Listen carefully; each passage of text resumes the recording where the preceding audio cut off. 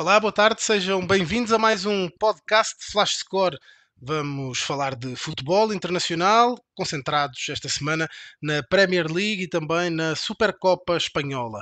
Já sabem, sigam-nos aqui no YouTube, no Instagram, no Twitter, ouçam as nossas narrações. O Brasileirão está parado, mas nós, a Flash Score, continuamos sempre com as ligas europeias, Premier League, Barcelona e Real Madrid, mas também os clássicos em Portugal, os jogos grandes em França e em Itália, as decisões, como a Supercopa de Espanha, e vamos falar desse jogo aqui, desse Barcelona-Real Madrid.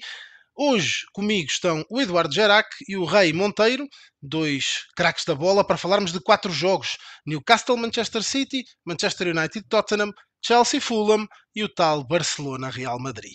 Meus senhores, sejam muito bem-vindos. Eduardo, vamos dar primazia ao nosso convidado Claro. que se junta a nós hoje, Raí Monteiro. Raí é jornalista, comentarista da Band Sports na Conbol TV.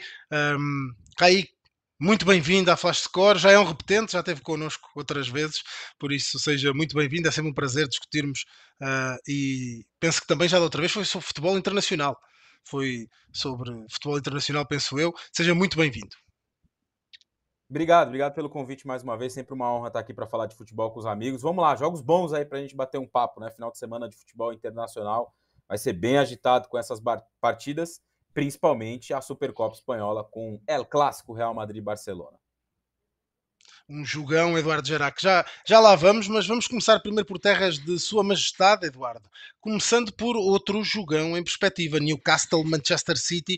Os Magpies conseguiram finalmente uma vitória, não é? A equipa da Eddie Howe estava com alguns problemas na Premier League, a FA Cup veio dar uma ajuda e o City está outra vez, parece que encarreirou, não é? E está outra vez a topo com o acelerador a fundo. O que é que podemos esperar deste jogo, Gerac? Olá, Ricardo. Olá, Raí. Olá a todos e a todas que nos acompanham mais uma vez aqui na Flash Score. Bom, assim, já indo direto à sua pergunta, Ricardo, eu acho que a grande resposta que a gente vai começar a ver nesse fim de semana, né, ao longo aí desses próximos meses, é se realmente o City vai confirmar o seu favoritismo aí para. Eu acho que ele é o grande favorito, já vou dizendo logo de cara, né?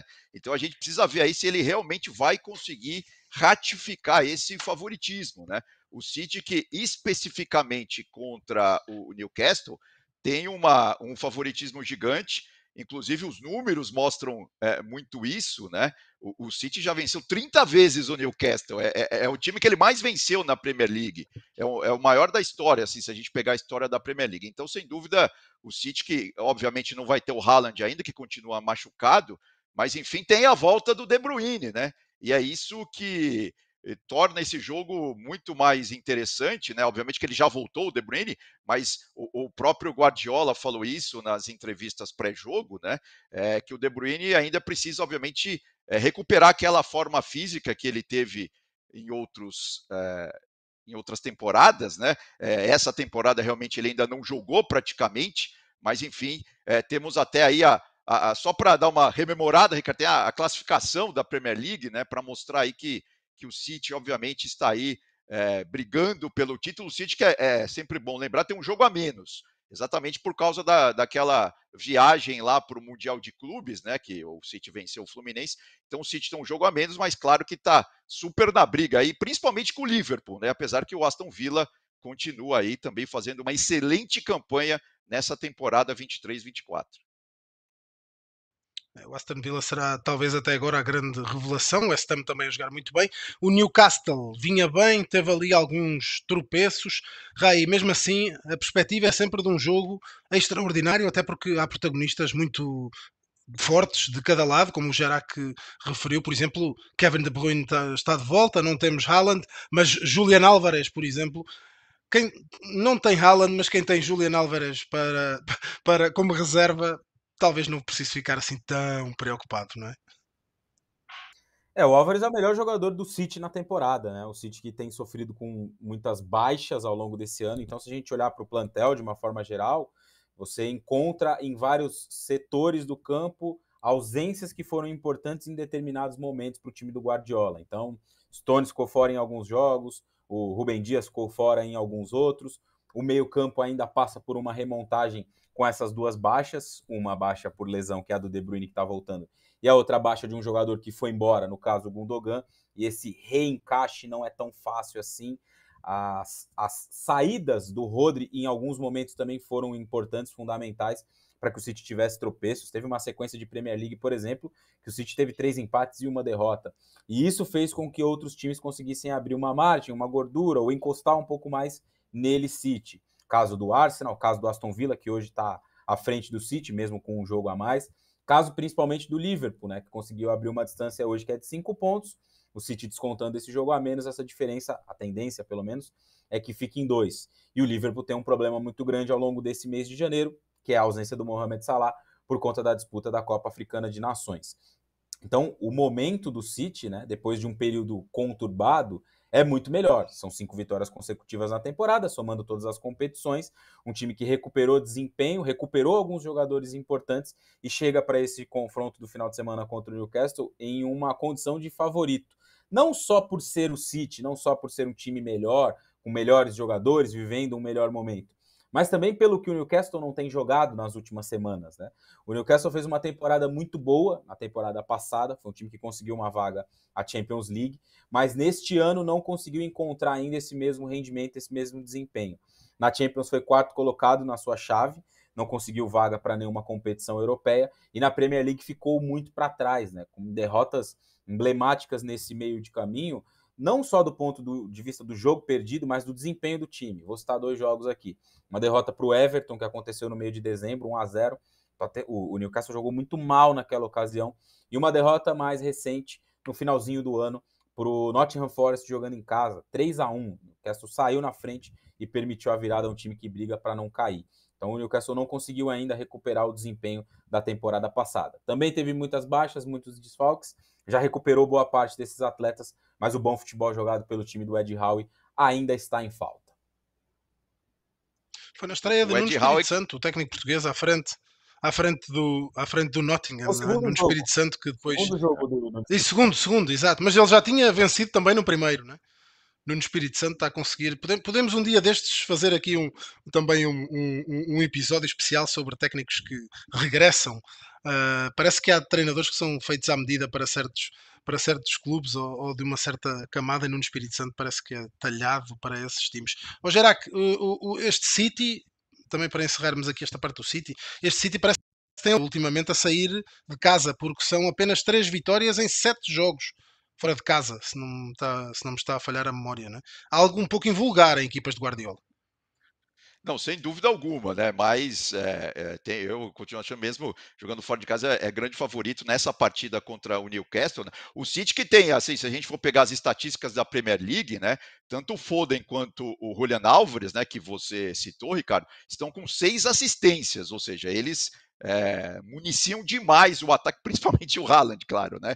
Que também é o cara que bota a bola para dentro, não vai jogar. Enfim, e tem o Rodri também, né? Como o Raí disse, o Rodri, pelas estatísticas da Premier League, é aquele jogador que coloca muitas bolas em direção ao gol, né? Aqueles passes que vão rompendo linhas, como se costuma dizer hoje. Então, assim, é um timaço de bola. Inclusive, hoje, né, na imprensa inglesa, tem a discussão sobre onde vai jogar o Julian Álvares, porque assim, ele não era para ser titular já absoluto nessa temporada, segundo lá os planos do Guardiola. Mas aí, como teve a contusão do De Bruyne depois do Haaland, ele acabou se firmando muito rápido nesse time e agora, obviamente, não dá para tirar o argentino. E só uma última questão em relação ao Newcastle, tem a notícia ruim, né, pro time do Newcastle, que é a contusão do Joelinton, né? Ele que teve um problema num tendão na parte posterior da coxa e vai ficar pelo menos 6 semanas fora. Eduardo, se tivesses que apostar, apostarias no Manchester City? Acreditas que realmente a equipa de Guardiola vai vencer esse jogo com o Newcastle? Ah, não, sim, com certeza. Aposto e aposto mesmo. Inclusive tem até uma artezinha nossa aí do De Com Bruyne confiança. para mostrar como ele é importante, né? Como essa volta dele pode ser importante. Como eu disse, né? Nessa temporada ele ainda praticamente não jogou, mas nas temporadas anteriores, olha o que ele deu de assistências, né? Por exemplo, ele que nas estatísticas da Premier League, o De Bruyne tem 101 assistências, é o maior jogador da história da Premier League em termos de assistência. Só aí estão 45 assistências, em 2 épocas e um pouquinho, já estão 45 assistências, é uma média impressionante realmente de Kevin De Bruyne. Raí, ainda aqui, não saindo deste jogo, pode ser realmente De Bruyne a figura ou ainda é muito cedo, jogou pouco? Ele entrou e do que eu vi, não consegui ver o jogo todo, mas consegui apanhar ali uma parte final. Uh, Parece que nunca saiu, porque fez 2, 3 cruzamentos, 3, 4 jogadas, logo perigosíssimos, uma dinâmica impressionante e depois conhece toda a gente e toda a gente o conhece muito bem, não é? Então os mecanismos estão muito. Você acredita que De Bruyne vai já ter um impacto imediato nessa reentrada? Eu acho que como o próprio De Bruyne falou, né, depois do jogo contra o Huddersfield, no final da semana, ainda falta para ele uma questão física, né? Ritmo de jogo, mais condicionamento, isso obviamente que é um fator determinante, principalmente quando a gente fala de uma competição como a Premier League, que tem um ritmo de jogo muito acelerado, né? Os caras precisam estar muito bem fisicamente para conseguir suportar o nível dos duelos, do confronto, enfim. Então acho que essa questão física ainda custa um pouco para ele e ainda vai ser uma questão. Quando ele estiver bem fisicamente, 100%, obviamente que ele vai ser um fator determinante e muito diferencial nesse time do Manchester City. Para agora, acho que ainda não. Ele pode ser um jogador importante, pode dar um passe para gol, algo do tipo, mas ser totalmente um diferencial para a equipe do Guardiola, ainda não acredito. Justamente por essa questão que eu citei da parte física dele, que ainda não está na melhor das condições, o que é absolutamente natural. Ele ficou muito tempo sem jogar, fez uma partida, né, fez uma parte de uma partida, e aos poucos ele vai retomando essa questão física, essa parte física também. Muito bem, avançamos para o Manchester United-Tottenham. O Tottenham arrancou como grande surpresa, o United teve ali uns vacilos pelo meio, parecia que Ten Hag ia mesmo cair, depois não caiu, venceu 2 jogos consecutivos, mas são dois times a viverem um turbilhão ainda, em permanente turbilhão, Eduardo Gerac. Como é que é um jogo entre o quinto e o oitavo, não é? Como é que sendo que o quinto é o Tottenham, é bom não esquecer, noutros tempos não seria assim muito, não seria muito previsível, mas o quinto é o Tottenham, muito bem orientado, digo eu, e o Manchester United absolutamente irregular, ainda basta olhar os últimos 2 jogos, tem uma vitória e uma derrota, por exemplo. Não, sem dúvida. Tem uma coisa interessante sobre esse jogo, né? Que as últimas 17 partidas disputadas entre esses dois times de Old Trafford não terminaram empatadas. Ou seja, é difícil ter empate nesse jogo aí. Foram 13 vitórias do United e 4 vitórias dos Spurs. Mas sem dúvida, esse jogo é um jogo meio em aberto, né? Porque assim, o Tottenham até que teria até um pouco mais de favoritismo, mesmo jogando em Old Trafford, porque o United realmente não dá para esperar. O United, principalmente o meio-campo, né, dos Diabos Vermelhos, está dependendo muito do Bruno, né, do Bruno Fernandes, o português, ele que tem uns números interessantes nessa Premier League. Mas assim, quando a bola não passa muito por ele e tal, a vida do Manchester United está ficando bastante complicada, Ricardo. Aí estava aqui a ver, as casas de apostas dão Manchester United como favorito. Será mais o fator casa? O que é que lhe parece? Individualmente, os valores do United, em termos de jogadores de plantel, talvez seja um pouco superior ao Tottenham, mas a classificação diz outra coisa, e digo eu, acrescento eu, que o jogo jogado também me parece dizer outra coisa. O que é que você acha? O jogo jogado diz outra coisa, claro que sim, né? O Tottenham faz muito, muito melhor do ponto de vista de desempenho do que o Manchester United, né? O United é um time que, ao longo dessa temporada, tem tido muitos percalços e muitas vezes tem tido seus jogos resolvidos por questões individuais, por um jogador ou outro que pontualmente possa fazer um gol, dar uma assistência, como o Bruno Fernandes citado, como o Haaland, que demorou muito a engrenar na Premier League no sentido de gols, né? Foi só agora no final do ano que ele fez seu primeiro gol pela competição. Seja um jogador como o Garnacho, que fez um golaço de bicicleta no mês passado e pode contribuir de uma forma ou outra. Então, coletivamente, né, o United ainda tem muitas questões e muitos desfalques também. Não vai ter, a exemplo do que eu falei do Liverpool, que perdeu o Salah para a Copa Africana, o United, por exemplo, não terá o Onaná. Já tem jogado com uma defesa reserva, com o Evans voltando a ser titular em muitas ocasiões. Então, os problemas de ausências do United se somam a algumas questões coletivas que o time tem tido nessa temporada, e isso impacta diretamente no desempenho em campo. Do lado do Tottenham, você vê, mesmo em um momento que o Postecoglou perdeu muita gente machucada, então o James Maddison, que vinha sendo um jogador determinante com assistências, se machucou e perdeu alguns jogos importantes. Em alguns momentos ele teve a zaga inteira reserva, né? O próprio Emerson Royal chegou a ser um zagueiro no Tottenham em alguma ocasião. O Van de Ven vinha muito bem e acabou se machucando também, entre outros desfalques. Mesmo com muitas baixas, o Tottenham tanto rendimento assim, até perdeu jogos, mas conseguiu fazer boas partidas. Então, do ponto de vista do confronto e do que cada um tem apresentado até aqui, parece um jogo em que o Tottenham pode se sair bem. Acho que essa questão que você cita de um favoritismo do United nas casas de aposta, por exemplo, se dá muito pelo fator casa, pela capacidade que o United muitas vezes tem jogando em Old Trafford, pelos destaques individuais, mas o jogo jogado, como disse você muito bem, diz outra coisa completamente diferente sobre esses dois times na temporada até aqui. Viu, Ricardo? E a Eduardo, gente tem olhando para os até. números, diz. Não, sim, a Segue. gente. Não, pegando a esteira do que o Raí disse, né? Pegando a deixa, tem a questão do Richarlison também, que parece que está numa boa fase, né? A gente até tem uma arte também para mostrar. O Richarlison, ele fez 5 gols, né, nos últimos jogos aí da Premier League, o que ele não fazia há muito tempo. Você vê, ó, nos últimos 5 jogos ele só não fez gol contra o Brighton, inclusive foi uma partida que os Spurs perderam, né? Perderam para o Brighton fora de casa por 4-2.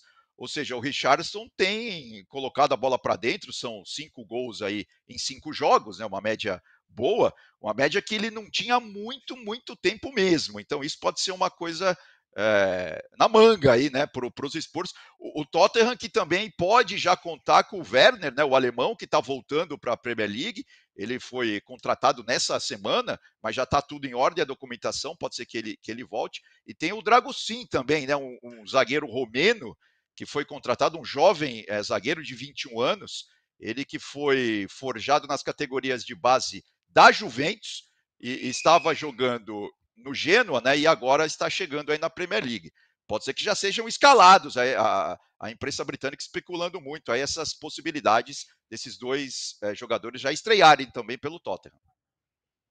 Duas caras novas para tentar inverter um caminho, porque o Tottenham, Eduardo, tem uma vitória, um empate e 2 derrotas nos últimos jogos fora de casa. Realmente parece que sente um pouco o último jogo, como referiste, 4-2 com o Brighton, também está em recuperação, pelo menos aparentemente.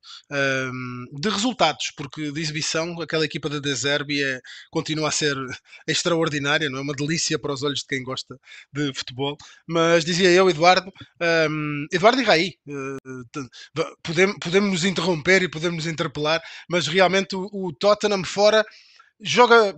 Esse jogo com o Brighton, esse 4-2 foi um ótimo jogo, mas realmente sofre um pouco. Ainda parece que tem alguma dificuldade na constância. Um empate, uma derrota, uma vitória e 2 derrotas. Talvez venha realmente esse fator casa a pesar muito, Eduardo. Não, sem dúvida. E temos também, né, como o Rai disse, né, estamos tendo a Copa da Ásia e o Tottenham não vai contar com o Son, né, esse mês todo praticamente. Então isso é o principal jogador, né, da equipe do Tottenham, o artilheiro da equipe do Tottenham, enfim. Então temos esse problema, né? O Richarlison aí tem feito os gols, mas quem está resolvendo mesmo a vida do Tottenham na temporada até aqui é o Son, que está lá com a Coreia do Sul e não vai jogar quase um mês inteiro, né, que vai durar lá a Copa da Ásia, então ele não vai poder atuar pelo Tottenham na Premier League. Raí, olhando para esses números, parece que Richarlison, finalmente temos o pombo em atividade, começou a carburar a série, depois daquela lesão, depois de tudo que, também aqueles episódios do choro, não é? Tudo o que Richarlison acabou de passar nos últimos meses, parece que finalmente ele está a concretizar o potencial grande que tem. Ele viveu um momento de muita instabilidade, né? Principalmente mental, acredito eu, de cabeça, né? Problemas ali que podem atingir a qualquer pessoa e atingiram o Richarlison nessa sequência dele nas últimas semanas, né? Jogos ruins, muitas críticas, acho que ele não conseguiu lidar muito bem com isso. Acho que também em um determinado momento ele fomentou muito isso com algumas das coisas que ele falou, como a camisa 9 da seleção é minha e eu resolvo mesmo. Eu acho que ele se colocou em um lugar onde ele não estava e isso foi prejudicial para ele. Passado esse primeiro momento, me parece que ele começa a recuperar um bom desempenho com o Tottenham. Isso vai ser muito importante nesse cenário de lesões, de jogadores machucados. Ele chegou a ser reserva durante um período para o Son, improvisado na função de centroavante, né?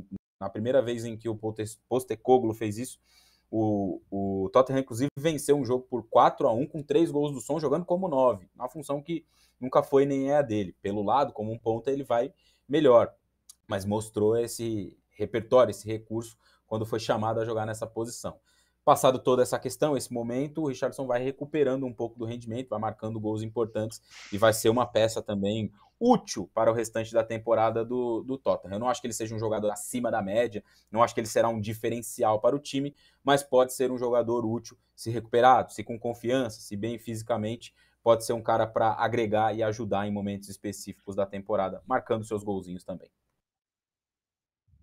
Ora, este Manchester United-Tottenham terá narração aqui na Flash Score no domingo, dia 14, este domingo, portanto, à 1h30 da tarde, e terá a narração do Fernando Fontana.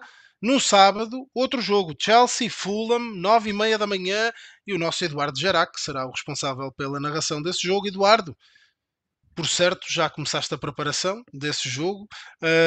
Interessante este derby de Londres, com os dois times a virem de momentos, eu diria, um pouco diferentes. O Chelsea será o maior ponto de interrogação, digo eu, que teremos esta Premier League. Nunca se saberá ao certo qual Chelsea vai sair para campo, se é o Chelsea comandado por Enzo Fernandes, com Modric a desequilibrar e Sterling, ou se é outro qualquer, não é? Que nunca se sabe muito bem quem vai aparecer. Já o Fulham, apesar de tudo, Marco Silva trabalha muito bem aquele time, não é? E parece que Raúl Jiménez também está a começar a encarreirar ali alguns golos, a recuperar um jogador que eu confesso sou admirador de Jiménez. Mas vamos lá, Eduardo, o que é que temos frente a frente neste derby de Londres? Então, o Chelsea isso que você disse, é uma grande incógnita, né? O Pochettino não consegue organizar esse time, né?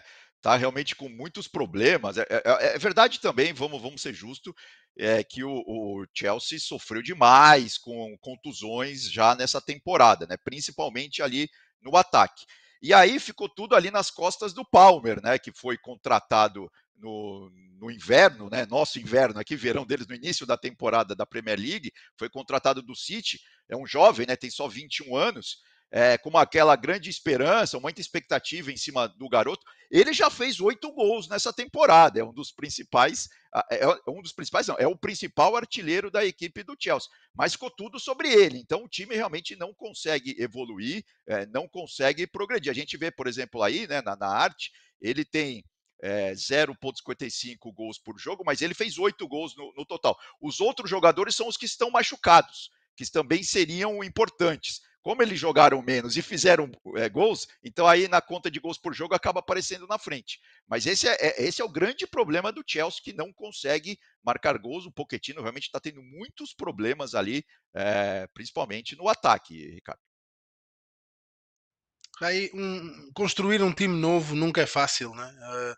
Por vezes nós pensamos que isto é Football Manager, não é? Que é um jogo em que nós contratamos os melhores e colocamos ali, mas criar um grupo, ainda por cima com tanta gente tão nova, porque Pochettino não me parece que esteja muito em causa a capacidade de Pochettino, né? Alguém que tem a carreira que ele já tem neste momento, mas realmente é muita gente muito nova, muito cara, que mudou de realidade muito rapidamente.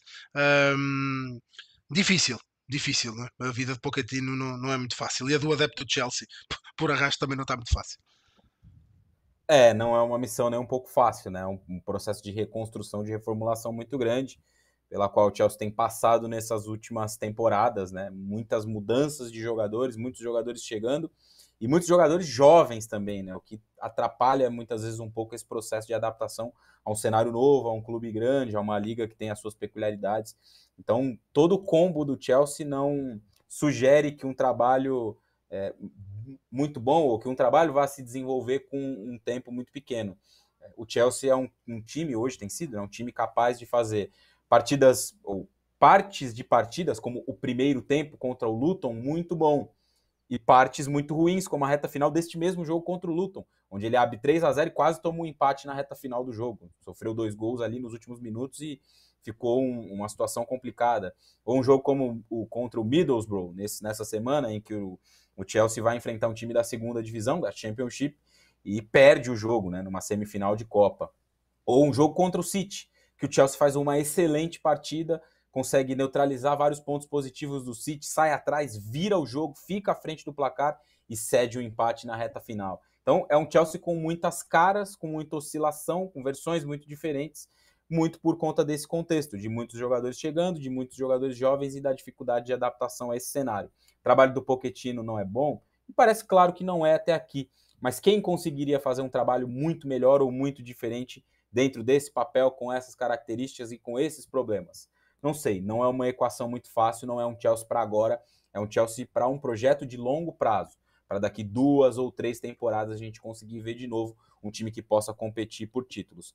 Muitas vezes o torcedor não tem essa paciência de aguardar, de esperar, né, o time voltar a ser protagonista, mas no caso do Chelsea eu não acho que tenha outra direção. A gente vai ter que esperar e ter um pouco de paciência para que esse time possa se desenvolver. Eu gostava de vos ouvir aos dois, e até porque, Eduardo, temos uma arte onde ele aparece em destaque sobre João Palhinha, do Fulham. As Exato. pessoas já entenderam, não é? Eu sou português, posso cometer esse pecado original de torcer para um compatriota. Mas João Palhinha parece um jogador de outro clube, de outro campeonato, de outro patamar, mesmo dentro de um time bem orientado e jogando ao lado de jogadores como Andrés Pereira ou Willian. Palhinha destoa demais para cima. É um jogador muito acima da média, com uma combatividade e com uma capacidade de recuperação impressionante. Não é por acaso, parece-me, e é justíssimo que se fale no Bayern de Munique. Mas digam-me lá se é patriotismo ou se realmente Palhinha é um jogador acima da média. Não, não, sem dúvida é acima da média. Os números mostram isso claramente, Ricardo. Principalmente jogando no Fulham, né? O sistema defensivo ali do Fulham, ele está sendo muito ativo, ele está sendo muito importante, principalmente nos desarmes, né? Ele aparece aí como, sem dúvida alguma, nos duelos ali defensivos. Ele está sempre aparecendo e está sempre aparecendo com supremacia, ou seja, está se dando bem, né? Esse Fulham, como você disse, é interessante, tem um sotaque muito português. Tem o mexicano, na verdade, que está fazendo gols, mas tem também o William, tem o Andreas Pereira e tem o João Palhinha, né? O Fulham realmente está falando muito bem português dentro de campo. É um time que está só na 13ª colocação. E sobre esse jogo ainda, apesar de ser um clássico, né, ali da região oeste de Londres, tem um dado interessante. O Chelsea não perde para o Fulham dentro de casa desde 1979. São 18 jogos pela Premier League que o Fulham não consegue vencer o Chelsea fora de casa. Ou seja, o Raí não era nem nascido nesse último jogo que o Fulham venceu o Chelsea jogando fora de casa, Ricardo. Eu também não, Eduardo, eu também não. Eu era pequenininho. Rai Palhinha, estas medidas? Ou... Ele é muito bom jogador, né? O Palhinha é muito bom jogador. Quase foi pro Bayern de Munique, né? No começo do ano. Acho que isso mostra, no começo da temporada europeia, melhor dizendo, isso mostra que ele tem feito temporadas de muita qualidade, né? Um jogador de muita capacidade de marcação no meio-campo, de vitória nos duelos individuais, e é uma peça-chave desse time do Marco Silva, né? Não só ele, os brasileiros também têm ido muito bem. O William, que saiu do Brasil da forma que saiu, Andreas Pereira, que saiu do Brasil da forma que saiu, são jogadores de muita qualidade técnica, né? Gosto do Leno, goleiro, tem o desfalque do Calvin Besser, o zagueiro que foi também jogar a Copa Africana de Nações e tem sido uma peça importante em muitos jogos. Não é um Fulham que tem conseguido repetir o desempenho da temporada passada, né? Na temporada passada o Fulham estava ali na primeira parte da tabela, fazia bons jogos, era até mais competitivo contra esses times da parte de cima. Nessa temporada isso tem oscilado um pouco para baixo. Embora este time, por exemplo, tenha somado 4 pontos em 6 possíveis contra o Arsenal. Empatou na casa do Arsenal e ganhou contra o Arsenal na casa dele, Fulham, recebendo o Arsenal agora no final do ano. É um time que teve uma queda de rendimento, mas tem valores, peças individuais muito interessantes e um bom trabalho de longevidade do Marco Silva, né? Pegou na Championship, subiu de divisão, fez uma Premier League segura na temporada passada, nesse ano tem escorregado um pouco mais, mas é um trabalho de muita qualidade, sim. O Até porque, Marco Silva que até também porque fala, se o Fulham... Não, eu ia falar que Português, também fala exatamente. português. São apenas 5 técnicos hoje na Premier League que são ingleses, né? O resto todos estrangeiros. Estou considerando estrangeiros escoceses também, tá? Isso é uma discussão para um outro programa.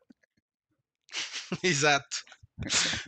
Só lembrar que se o Fulham bate o Chelsea, fica a um ponto Exatamente. do Chelsea. Portanto, é ali bem aproximado. O Raí puxou aí a questão do goleiro. Também partilho do gol. O Bernd Leno é um ótimo goleiro. Eduardo, há uma arte sobre os goleiros. Tu que és o nosso especialista nisso, queres puxar por esse lado aí? Esta jornada vai também ser marcada, acreditas, pelo desempenho deles? Não, sem dúvida. Temos, inclusive, assim, a gente já falou do Tottenham, né? O Tottenham que acabou descolando um goleiro aí que ninguém estava muito olhando para ele, né? Que ele veio lá da Itália, o Vicário.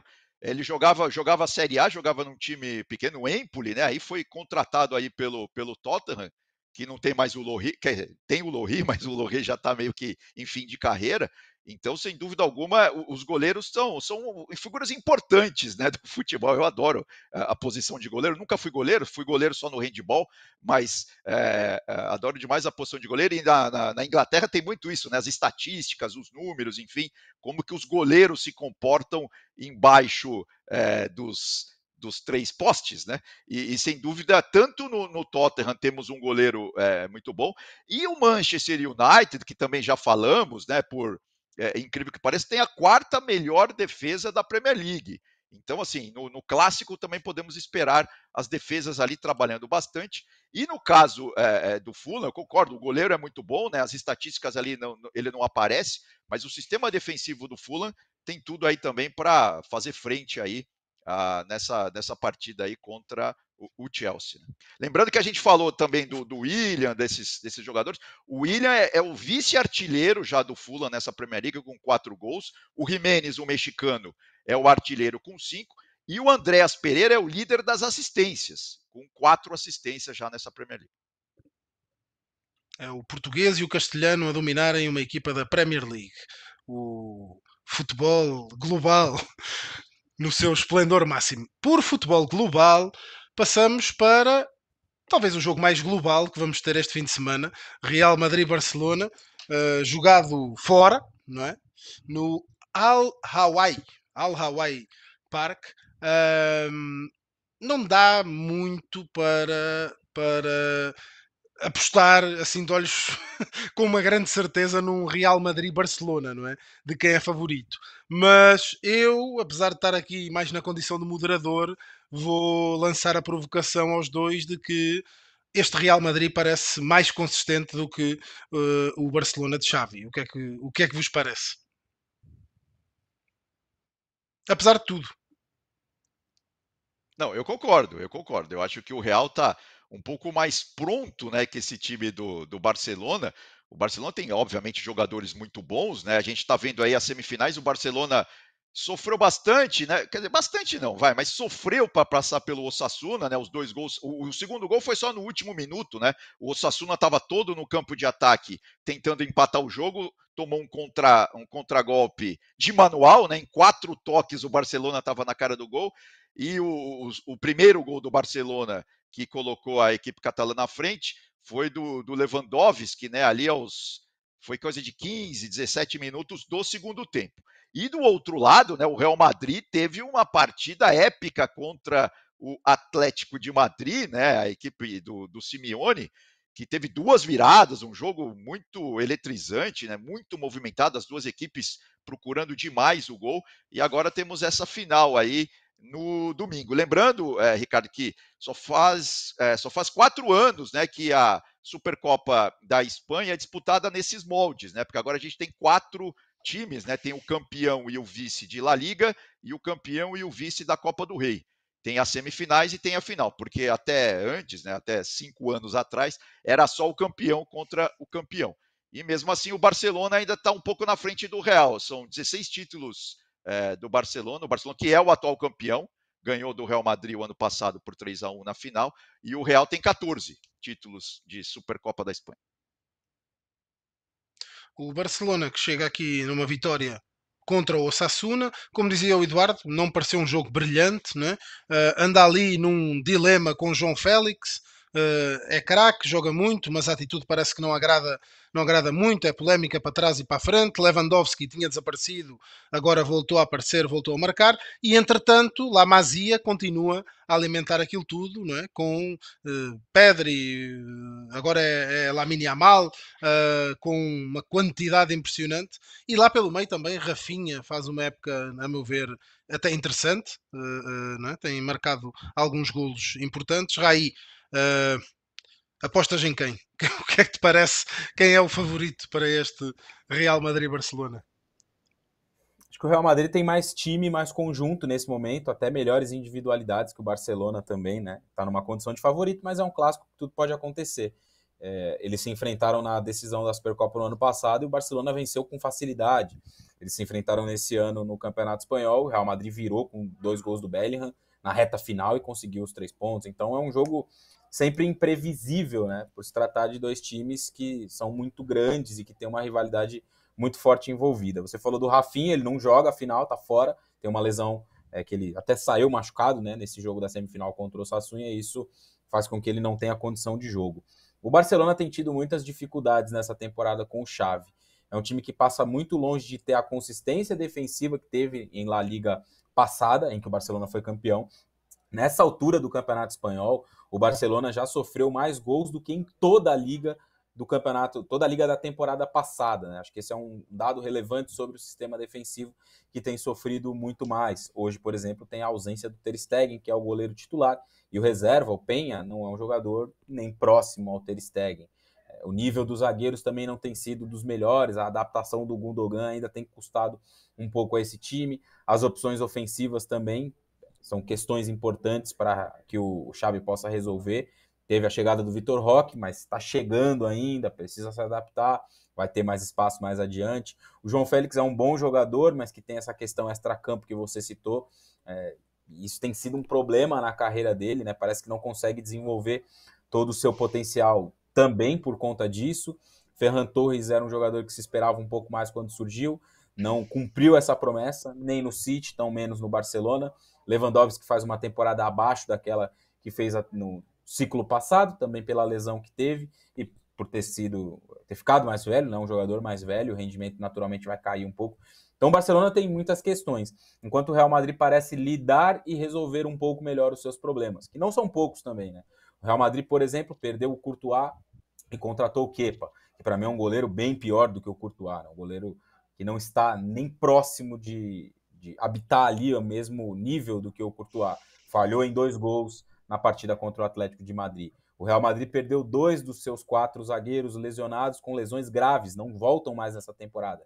Militão e também o Alaba. Tá jogando no limite nesse sentido, né? Com o Rudiger sendo um titular da defesa e o Nacho jogando algumas vezes. Já teve jogo que o Tchouaméni foi improvisado nesse setor. O Ancelotti desfez um losango que ele formou no começo da temporada também, que tinha o Bellingham numa posição mais central, empurrou o Bellingham para ser um meia pelo lado esquerdo e tem funcionado. O Bellingham tem conseguido manter o seu desempenho. A dupla de ataque Rodrigo e Vinícius Júnior não é uma dupla de ataque que vai te entregar 70, 80 gols numa temporada. Vai ser uma contribuição menor nesse sentido, embora eles sejam muito importantes para o time. Nessa semifinal, por exemplo, o Real Madrid contou com gols de defensores. Mendy marcou, Rudiger marcou, Carvajal marcou. Brahim Dias tem saído muito bem do banco de reservas, acho que tem sido uma nota importante para o Real Madrid, né? Um cara que entra e ajuda a mudar um pouco o panorama dos jogos. Eu acho que o Real Madrid tem lidado melhor com os seus problemas do que o Barcelona, e isso pode ser um fator de desequilíbrio nessa final do domingo. Até porque estavas a falar, Raí, estava a lembrar-me que li na imprensa espanhola que ontem, que Lunin pode jogar de início, que Brahim Dias está a reclamar jogar de início, que é um dos jogadores que precisa de menos minutos para marcar.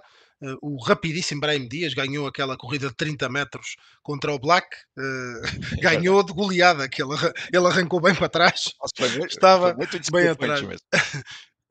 Não é? Foi uma arrancada incrível de Brahim Dias.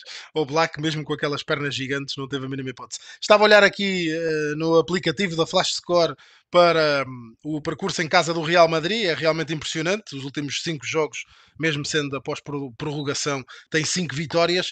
E o Barcelona fora tem um registro fraco, digamos assim. Tem 2 empates, tem uma derrota e tem apenas 2 vitórias, sendo que são 2 vitórias tangenciais contra o Las Palmas e contra o modesto Barbastro. Parece, Eduardo Gerac, que falta fibra à equipa do Barcelona, não é? Essa consistência, e o Raí falava muito bem sobre a questão defensiva. Num ano em que até chegam a Azpilicueta, um titular da seleção espanhola, não é? Alguém que poderia e deveria trazer alguma. Desculpa, a Azpilicueta chega ao Atlético de Madrid. Disparate agora meu, mas uma época em que o Barcelona até se reforça na defesa, mas não consegue, talvez até pelo meio campo. Não sei, Eduardo, como é que analisas, mas talvez até pela ineficácia ali da posição 6 e de falta de acerto naquele meio campo, mas parece que falta fibra a este Barça. Não sei se concordas. Não, eu concordo. Falta fibra e falta um time mesmo, né? Porque assim, é aquela coisa. Tudo bem que em jogos grandes, como vai ser essa final da Supertaça da Espanha, né? A Supercopa da Espanha, como queira, é obviamente que os jogadores, né? E ainda mais Real Madrid e Barça, tem um histórico aí por trás. É claro que a tendência é os dois times crescerem até de produção. Mas o que eu mais percebo, porque hoje em dia é aquela coisa que a gente discute muito, né, Ricardo? Além da questão técnica, tática e tal, tem a questão ali psicológica, né? Vamos dizer assim, ou seja, aquela vontade, aquele algo a mais, né? E num jogo muito nivelado em termos de qualidade técnica, como o Real Madrid e Barcelona, obviamente que a questão, você tá afim de jogar aquilo, né? No bom sentido, claro, você tá entrosado com os seus companheiros e tudo mais, é realmente muito importante. E nesse quesito, o Real Madrid é muito mais time, né? Um time muito mais coordenado, um time muito mais organizado, um time muito mais próximo do que o caso do Barça, né? O Raí já dissecou muito bem as questões táticas, né, dessa equipe, mas, por exemplo, você vê que o Bellingham, como entrou, e entrou muito bem, né? Ele já foi aí em uma, duas, até 3 funções, aí, dependendo do jogo, dependendo do que o Ancelotti precisa dele, e ele respondeu muito bem. E aí, até, por exemplo, jogadores como, concordo com o Rei também, nessa semifinal, o Carvajal, por exemplo, né, já tem 32 anos, já é um jogador experiente, que parece que está reaparecendo para o futebol. Ele que jogou muito bem nessa semifinal contra o Atlético de Madrid. O Barça realmente vai ter que tirar aquele algo a mais, né? Apesar de ser meio clichê, mas enfim, é isso mesmo que ele precisa, tirar um algo a mais para fazer frente a esse Real Madrid na final da Supercopa lá na Arábia. Vamos ver o que é que dá esse super clássico. É domingo, este dia 14, às 4 da tarde. Vai poder ouvir a transmissão aqui no app, no aplicativo da Flash Score, seguir tudo sobre a final da Supercopa Espanhola. Raí Monteiro, esqueci-me de dizer no início, você é analista também da página Taticamente Falando, e isso também é importante. Raí, muito obrigado pela participação. Eduardo Jarac, é sempre um prazer, o nosso residente, o homem da Flash Score, dos números e da história dos números. Já sabe, se ainda não segue a Flash Score, se chegou por aqui via redes sociais, via recomendação, via link no WhatsApp, siga-nos aqui no YouTube, no Instagram, no Twitter, ouça as nossas narrações no aplicativo ou no site da Flash Score, tem lá um quadradinho em alguns jogos que aparece a vermelho e diz para clicar e ouvir. O jogo que tem narração tem mesmo lá um headphone destes desenhado, lá o símbolozinho no aplicativo. Meus senhores, foi um prazer enorme, muito obrigado e devemos nos voltar a encontrar para discutir futebol internacional, nacional, o que quer que seja, para discutir futebol, porque realmente essa é a nossa grande paixão e é isso que nós procuramos fazer aqui na Flash Score. Raí, muito obrigado novamente. Foi um prazer enorme. Prazer todo meu. Eu que agradeço o convite. Estou à disposição para que a gente sempre possa bater um papo aí sobre futebol internacional, sobre futebol de uma forma geral. Um abraço a todos, até a próxima. Um abraço também ao Raí. Ricardo, um abração para você também. E sem dúvida alguma, um grande prazer estar aqui, né, falando sobre os números, sobre as histórias, sobre esses grandes jogos que a gente acompanha aqui na nossa plataforma. Um grande abraço a todos. Um abraço, até à próxima.